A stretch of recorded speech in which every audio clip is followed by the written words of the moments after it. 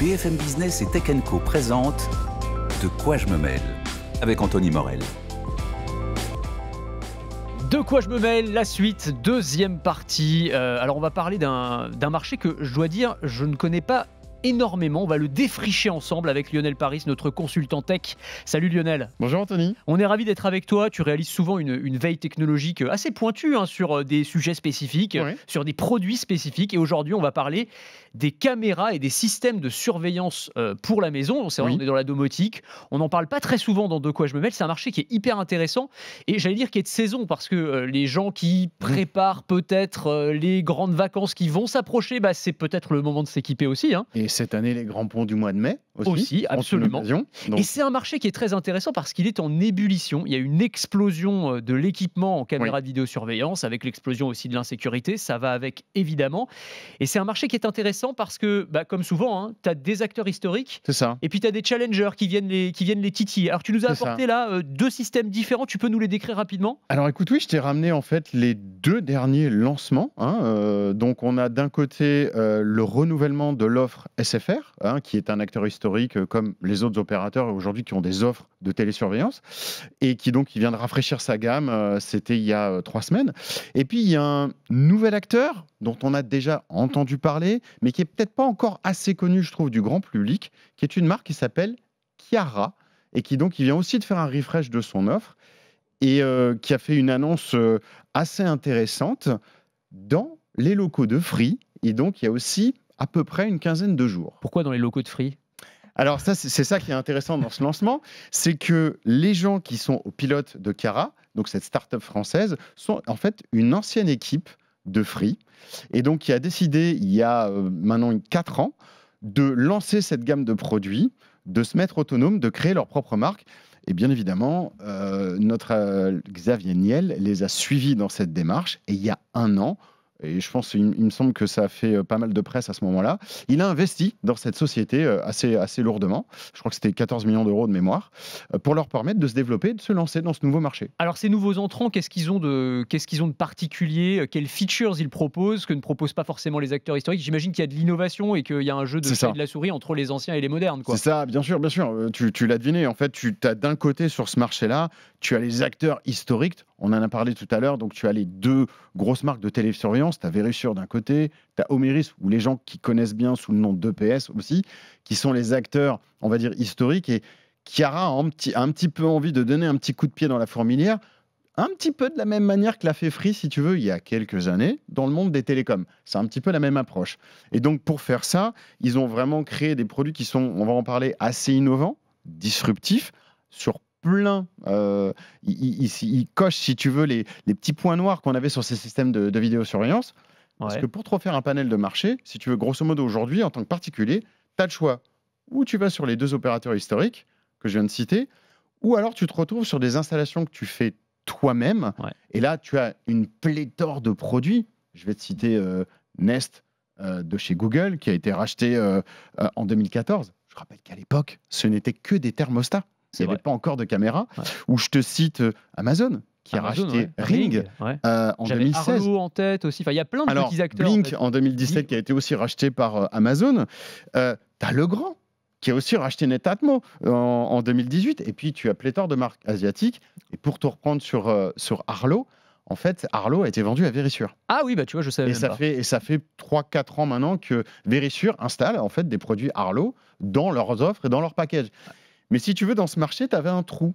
Tu avais d'un côté les acteurs historiques, de l'autre côté les caméras où tu installes un peu tout seul ton système, mais tu n'as pas de service. C'est ça. C'est toi en fait qui t'auto-installes tes produits et grâce aux applications te permet de surveiller ta maison. Et donc là, alors les nouveaux entrants. Donc là, les nouveaux entrants, ils ont à la fois une solution technologiquement bien éprouvée et avec pas mal de différenciateurs, mais surtout, il y a une partie de service qui est intégrée et qui fait partie. C'est un package en fait. Là, l'idée c'est pas de prendre une caméra. L'idée c'est d'acheter un système et on va voir que les 2 offres ont leur philosophie particulière, c'est pas les mêmes, mais du coup, tu prends quelque chose de packagé et qui a donc des services jusqu'à l'intervention de quelqu'un chez toi. Alors vas-y, dis-nous un peu le package, c'est quoi ? Tu as la caméra, ça c'est la base ? Bien sûr, c'est la base. Donc, si je démarre par Chiara aujourd'hui, donc tu as la caméra. Donc là, la première innovation dans tous les systèmes, historiquement, tu as une centrale. c'est ton lien avec ta connexion Internet, c'est ton lien avec ton Wi-Fi, etc. Ben, la première innovation de Cara, c'est qu'aujourd'hui, la centrale, elle est là. Dans la caméra. Ils l'ont intégrée dans la caméra. Donc, gros avantage pour le particulier, tu as un produit en moins. Grosse flex au niveau de l'installation parce que la caméra est en Wi-Fi et elle fait à la fois office de centrale. Ce qui est très intéressant dans leur système, et ça a été très bien pensé, c'est que si jamais tu as une coupure, parce que c'est toujours la question qu'on va poser, hein, qu'est-ce qui se passe, j'ai plus Internet. Coupure de courant, Coupure de courant, coupure de Wi-Fi. Eh bien, ils ont un système très intelligent qui va backuper sur leur sirène. La sirène peut aussi être une centrale de sécurité déportée qui va communiquer en permanence avec l'ensemble des objets, mais aussi la caméra. Dès qu'elle n'entend plus parler de la caméra, c'est elle qui prend le relais. Ah. La sirène, elle est sur pile et elle a à l'intérieur un réseau Sigfox. On va pas la lancer là, hein, parce que c'est un peu Alors, boucan, 105 dB, ça fait beaucoup de bruit. C'est comme une vraie alarme de télésurveilleur. Ça marche très, très bien. Donc, système sur pile très intéressant. On a une communication avec la caméra. Après, on va retrouver des choses un peu plus classiques qui sont bien sûr des détecteurs de mouvement, des détecteurs d'ouverture, de fermeture. Mais vraiment, l'innovation a été pensée à ce niveau-là. Il y a une très belle interaction entre les objets. Est-ce que dans la caméra, tu as de la reconnaissance faciale? Il y a certains modèles qui proposent ça maintenant, où en gros, tu peux déterminer des profils types. Donc, ça peut être les gens de la maison, ça peut être la nounou, je sais pas, un voisin qui doit venir récupérer le courrier, peu importe. Alors, et les autres sont considérés comme des intrus. C'est ça, ils n'en sont pas encore à ce niveau-là. Maintenant, dans la tech qu'ils ont, dans les produits, il y a des capacités d'évolution qui sont très claires et il y a une marge de manœuvre. Ils développent tout en local. Il y a une maîtrise complète du hardware, une maîtrise complète du software. C'est fait en France, c'est fabriqué en France, à Laval. Ok. Mis à part quelques composants de la caméra, donc c'est assemblé, mais c'est pas complètement fabriqué, mais ça on peut comprendre pourquoi. Donc il y a une démarche que je trouve assez intéressante. Aussi au niveau de la protection des données. Alors c'est ça, je voulais aussi te poser la question, parce qu'il y a cette question-là qui est hyper importante. Où est-ce qu'elles vont les données? Est-ce que c'est du local? Est-ce que c'est stocké dans le cloud? Dans quel cloud? La plupart des produits que je t'ai cités en introduction, on est d'accord, tout ça, ça finit dans le cloud des marques respectives que j'ai citées. Et c'est là où souvent le bas blesse, parce que les gens n'ont pas envie, si tu veux, d'avoir leurs données qui se trimballent partout, et notamment chez les GAFA. Là, on est sur un système 100% local. Ça a été pensé, voulu, dans l'architecture qu'ils ont créée.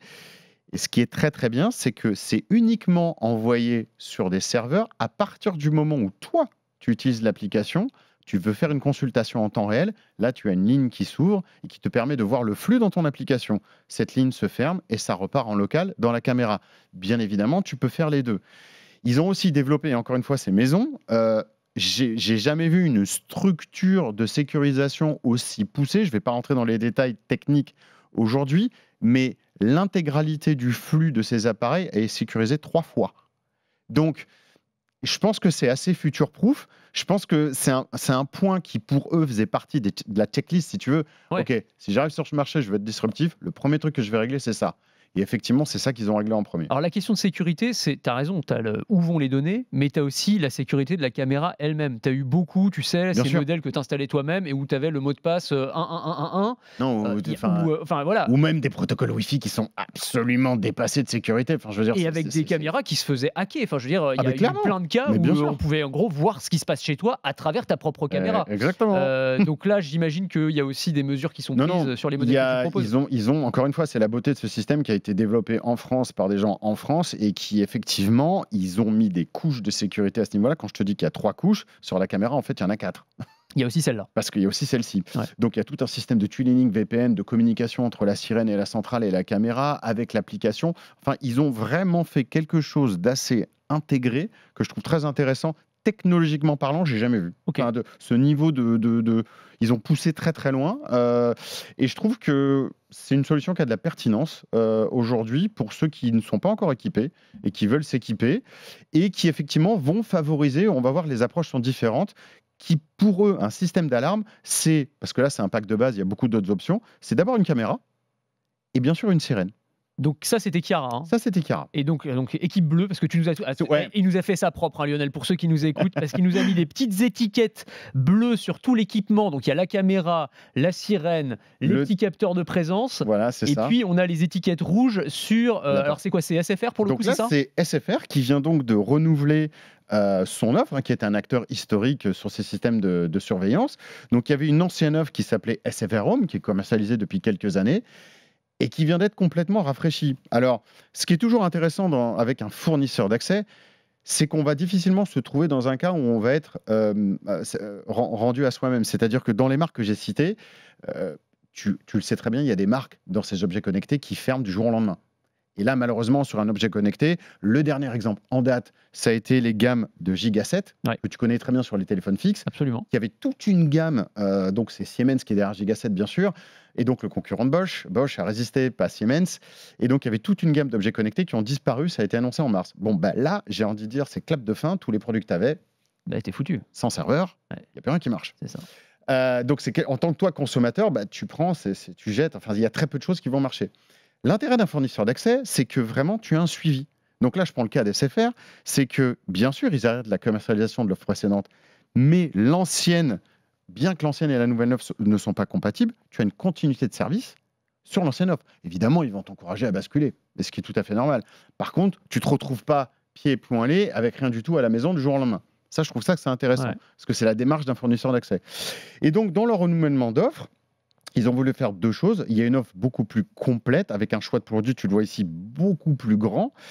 Et ils ont vraiment une notion de sécurité qui leur est propre, parce qu'on va retrouver une station d'accueil. Ce sont des produits donc, que tu achètes. Le pack là, coûte 121 €.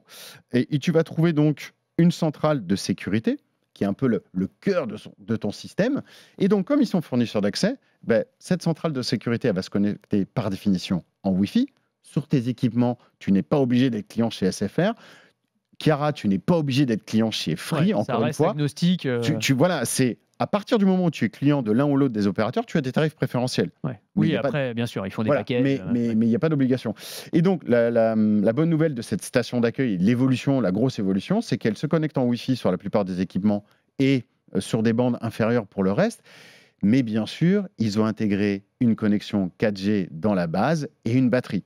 Encore une fois, on a cette notion de sécurité qui revient, c'est-à-dire on sait faire du Wi-Fi, ça marche plus, je fais de la 4G, il n'y a plus de jus, je fonctionne sur batterie.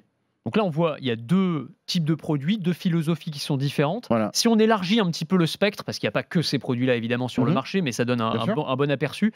Si je suis intéressé par ce genre de produits, c'est quoi les critères à regarder en premier? Est-ce que c'est la qualité de la caméra? Est-ce que c'est la connexion? Où sont stockées les données? Le prix, tout simplement? Qu'est-ce qu'il faut regarder en premier? Je dirais, en stockage de données, ça va dépendre. Là, j'ai liberté toute à chacun de te dire, il y a des gens qui laissent et qui se disent, de toute façon, mes données sont prises d'une manière ou d'une autre. Chez Chiara, vous êtes sûr, certain que là, les données ne sortent pas ou ne sortent que lorsqu'il y a besoin et que ça a été très sécurisé. Là, typiquement, la caméra, elle se base sur le cloud. Donc, ça veut dire qu'il n'y a pas de stockage local. C'est une philosophie qui est différente. Ouais. Bon, tout s'installe à travers des applications, c'est extrêmement simple. Les objets sont tous connectés à une centrale qui elle-même est backupée et sécurisée. Après, si tu prends un peu de hauteur vis-à-vis de ça, tu vas trouver sur deux philosophies. C'est-à-dire que SFR, on est vraiment dans le cadre de la vidéosurveillance. Pourquoi? Tout simplement, le pack de base ne contient pas de sirène. Ouais, d'accord. Tu vois ce que je veux dire? Donc, c'est pas la même logique. Par contre, ils ont mis dans le pack de base des détecteurs de mouvement, des détecteurs d'ouverture-fermeture. Tu as un clavier physique en option avec des bips. Ça va te permettre un peu d'ajuster et de paramétrer ton système en fonction de tes propres besoins. Ouais. Maintenant, tu as des abonnements derrière. Et donc là, ces abonnements qui sont, donc je rappelle, c'est la nouveauté de ces formules sans engagement, vont te permettre de jouer avec ces paramètres. Chez SFR, typiquement, si tu prends un abonnement qui coûte 15 € par mois, tu as la fonction 4G backup qui fonctionne, tu as la caméra et les enregistrements qui sont dans le cloud, tu as les alertes via l'application, tu as Europe Assistance qui est un partenaire historique des offres de maison sécurité avec un support. Et donc là, toute la partie, si j'ai une intrusion, qu'est-ce qui se passe? Bon, tu as un agent de sécurité qui vient chez toi. Maintenant, si tu coupes ce côté-là, tu perds toutes ces fonctionnalités connectées. Ouais, c'est ça. Donc là, c'est 15 € par mois. Et Chiara, c'est combien? Et alors, Chiara, tu as donc 3 offres. C'est où tu es en basique et tu as l'accès à l'application, tu actives, tu désactives le système. Tu as quand même le flux live de ta vidéo qui sort. Tu as des notifications et tu as le mode jour-nuit. Maintenant, tu ne peux pas partager l'application avec quelqu'un d'autre dans une maison, donc ça, c'est embêtant. Là, ça te demande de passer en mode Chiara Plus, qui coûte 9,99 € par mois. Tu as besoin d'enregistrer, de récupérer. Tu as la détection de la caméra avec un petit peu d'IA. Tu as l'historique. Et là, tu as la version Ultra, qui coûte 20 € par mois. Et encore une fois, tu n'es pas obligé de l'avoir toute l'année. Tu peux l'activer quand tu pars en vacances. Quand tu fais ça, tu as capacité d'avoir Là, tu as la police qui arrive dans les 2 minutes. Tu as Sotel, qui est une entreprise qui est reconnue dans le monde de la télésurveillance, qui envoie des agents qui t'amènent les forces de l'ordre. C'est ça. Donc, la grosse nouveauté de ces produits-là, finalement, c'est que tu as une capacité de maîtriser ton abonnement et d'avoir ce que tu veux au moment où tu le veux. Et c'est fini le modèle où tu payes le même prix tous les années, tu vois ce que je veux dire ? Mais c'est vraiment mieux que juste acheter une caméra, installer soi-même, parce qu'il y a beaucoup de gens, ils se disent, bon, moi, j'ai pas le budget, je vais pas mettre 10, 15, 20 euros par mois en plus pour surveiller la maison. Mais là, on arrive sur des prix, sur des packages qui sont quand même assez agressifs. Alors, le pack de Kara, on n'en a pas parlé, le pack que j'ai ramené ici, il est à 249 €, mais on est bien conscient que c'est pas la même tech que la partie de SFR, c'est pas les mêmes produits, et chacun a son marché, il est assez large. Mais je dirais que c'est tellement plus, c'est le côté service et le côté flexibilité. Quand tu achètes une caméra, je suis désolé, mais tu n'as plus de vue chez toi ou tu n'as plus de Wi-Fi, tu fais quoi quand tu es en... Non, c'est clair. À moins d'avoir une caméra avec un backup 4G derrière. Tu as raison. Sur le fait que quand on achète une caméra, on pense avant tout à la caméra, alors qu'en fait, c'est tout un écosystème auquel il faut penser avec le service qui va derrière. Ça, et c'est là où ces offres, je trouve, aujourd'hui, sont beaucoup plus pertinentes parce que c'est un package. Et après, l'abonnement va te permettre d'ajuster en fonction de toi ce que tu as besoin, mais aussi il n'y a pas de diction sur un package particulier. Chacun, tu es capable de refaire le package, de mettre le nombre de détecteurs, le nombre de caméras en fonction de ce que tu as besoin et de sécuriser ton domicile. Donc je trouvais que c'était intéressant et le côté sans engagement. Oui, aussi, parce que pour le coup, maintenant, plus personne veut de l'engagement de toute façon.